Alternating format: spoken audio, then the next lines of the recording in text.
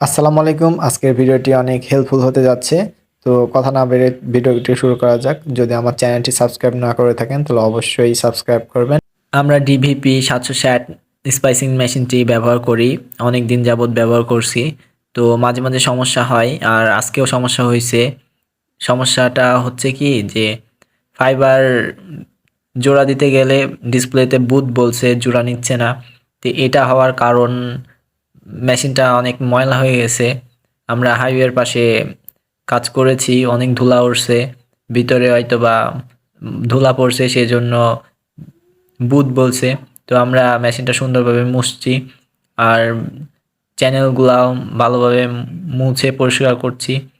দেন alcohol pad দিয়েও ভিতরগুলো মুছছি। এই চ্যানেলগুলাতে ধুলা থাকলে অনেক সময় ফাইবার ব্যাড বলে, আর দুইটা ফাইবারই খারাপ থাকলে বুট বলে। এরকম নানা সমস্যাতে পড়ছিলাম। তো জয়েন্ট নিচ্ছিলই না, আর সেভাবে তো জোর করে এই জয়েন্ট দিলে জয়েন্টগুলো অনেক খারাপ হয়, ডিবি লস যায়, অনেক সময় লেজার বসে যায়। তো এটা একটা বড় সমস্যা, কাজ করতে বাধা পাচ্ছিলাম। অনেক সময় লাগছে যে একটা জয়েন্টে 1 মিনিট 2 মিনিটে হয়ে যাবে, সেটা 5-10 মিনিটে হচ্ছে না, ডিবি লস যাচ্ছে।